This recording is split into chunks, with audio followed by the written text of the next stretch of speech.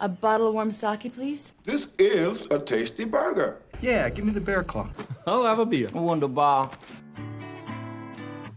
Hey everyone, it's good to be back. I first want to thank all my recent subscribers. You guys are awesome. All the feedback really means a lot, so comment, share, follow me on social media, and let me know of any movies you'd like to see reviewed. I'll have more videos coming soon, including a contest I think you guys will really enjoy. With the film Once Upon a Time in Hollywood in production, today I'm going to talk about the films of Quentin Tarantino. There's plenty to discuss when it comes to his style, the non-linear narrative, the nostalgia, those trunk shots, and a certain, proclivity for feet. Ugh. But I want to discuss something Tarantino uses to great effect in all of his films, and that's food and drinks. This is going to be fun. A good way for a storyteller to use food and drinks is to brand a character. A sweet tooth can represent greed, and always munching on something gives a flashy, eccentric character even more to do with their mouth and hands. Probably the most common way to sum up a character this way is with their go-to drink. Vodka martini, shaken, not stirred. Tarantino does this quite often. His drinkers are colorful and over the top, simple and laid back, Let me get a screwdriver, huh? or just strong as hell. You better give me something strong. In Kill Bill Volume 2, the movie spends a significant amount of time establishing Bud as a sloppy loser, a depleted husk of former glory. Even at the height of his success, after dispatching the protagonist, this is how he makes cocktails. Ugh. That's no victory cocktail, at least not in my book, so it's no wonder this victory is a farce. The bride still lives, and in 2 minutes, this happens. And this goes for food as well. What says naivete and innocence like blueberry pie? Blueberry pie. What says regular Joe cop like a steak with steak sauce? But apart from the type of drinks and food, the circumstances in which they chow down can also illuminate someone's true nature. In Kill Bill Volume 1, swordmaker Hattori Hanzo retires to make sushi, and does so in an area which is considered by some to be a fairly mediocre place to eat it. Now, whether that's even correct, I have no idea. If anyone's been to Okinawa, please let me know. But it wouldn't surprise me if Tarantino heard this, and for this reason, chose this location. After all, if you wanted to hide someplace where your sushi skills wouldn't be scrutinized, you'd go where the sushi isn't great.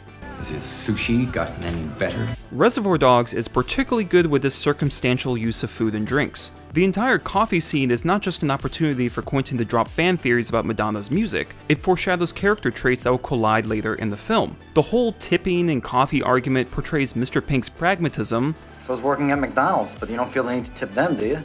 Mr. White's softness, Seeing as the #1 occupation for female non-college graduates in this country. and a theory that's been mentioned before, Mr. Orange's role as an undercover cop when he rats out another character. Who didn't throw in? Mr. Pink. Mr. Pink. Why not? You don't tip. The fact that Mr. Blonde got drive-through fast food with a cop in his trunk shows just how psychotic the man is. And while I mentioned Mr. White's sensitivity, it's contrasted with his coldness in his actual profession. He, in detail, explains to Mr. Orange how to handle a bank manager during a robbery. Cut off one of his fingers. The little one. Then tell him his thumb's next. Jesus, I wonder what he'll say next. I'm hungry. Let's get a taco. Ah. Using either of these for character personalities is fun and effective, however, it's only scratching the surface. Food and drinks can also show how two or more characters interact. Do they get along? Does their dynamic shift? Who is in power? Not so much the meal itself, but the way it is consumed can show much about how a character views another. In short, manners matter. In Pulp Fiction, Vincent takes his boss's wife out to dinner on his boss's orders. Everyone's been teasing him about this, and he arrives a bit bored and uninvested. He even hits smack on the drive over. He isn't trying to flirt, and at dinner, you can tell. Oof. Pointing with food on the fork, every mother just cringed. Mia, on the other hand, in many ways seduces him. She is in control of the date, which she even brings up, and her manners are inviting and intimate, even physically. You can use my straw. I don't have cooties. Yeah, but maybe I do. Cooties I can handle. A meal is a ritual, most notably in a romantic or family setting, and can not only set up attraction but remind people of one age's past. At the finale of Kill Bill Volume 2, the bride and Bill are minutes away from unsheathing blades, but their daughter is in the room, and Bill uses this as an excuse to make sandwiches. The way Bill and the bride interact is akin to a couple smiling for the children before or after a big argument. And we all know that look. You have man boobs. You've got a dirty, whorish mouth, that's what you have.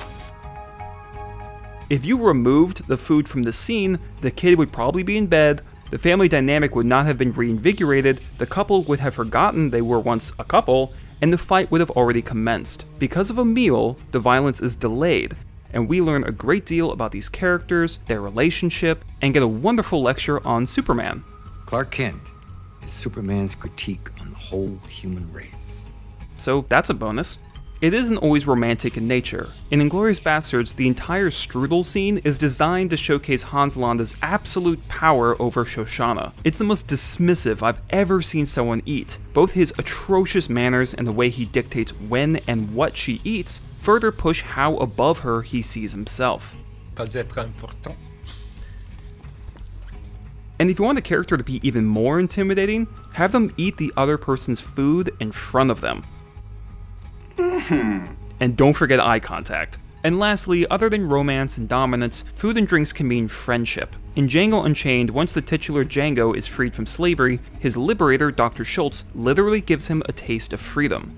If you want to write the beginning of a beautiful friendship, and you're stuck on a blank page, you can't lose with beer. Prost. And if the beer is a metaphor for freedom, make it the most delicious beer ever poured.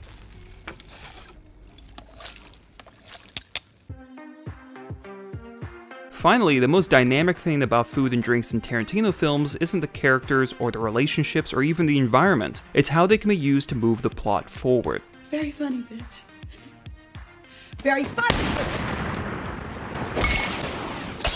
Inglourious Basterds did an excellent job in making every meal feel extremely tense. It's a great opportunity to set up action because when you're sitting down at a meal, you're trapped in a way. Half of the person across from you is concealed, and there are people around, and yet the dining itself can ignite violence. For all we know, this scene from Inglourious Basterds could have ended with the undercover operatives having a merry old time with the Nazi officer.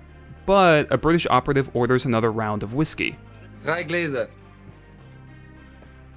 That's the German sea. So instead, we get this. Also, thanks to poison, a meal itself can be a weapon. Spoiler for those who haven't seen Hateful Eight, we lose what we thought was the main character in the movie to a nasty cup of poisoned coffee. Shifting to a more passive way to move a plot, a decadent meal can seduce or otherwise trick a character. Two quick examples are the steak in The Matrix and the feast from Pan's Labyrinth. Also, as someone who's had lakum, aka Turkish delight, I understand how Edmund could surrender to it in The Lion, the Witch, and the Wardrobe. In Jackie Brown, if Beaumont had not left with Ordell, he might have survived the night. Unlikely, but possible. Ordell does have trouble getting him out of the doorway, until he finds out he's high. It's late as hell, man. I'm home, I'm high. Then he brings out the big guns. Me and you go to Roscoe Chicken and Waffle on me. Think about it now. Just a couple other notes, a bottle of booze can help someone heal, and the lack of booze can foreshadow other intentions. This may be a stretch, but why would a man go to a bar like this and order club sodas? He could just be responsible, could be sober, or he could want to keep himself alert for what he'll do next.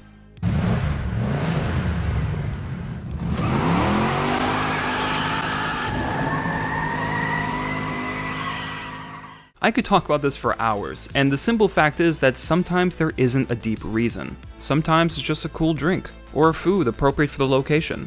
But if you're a storyteller of any kind, it doesn't hurt to consider, when crafting a scene of tension, of friendship, of revelation, what's on their plate? What's in their glass? And how could it serve the scene?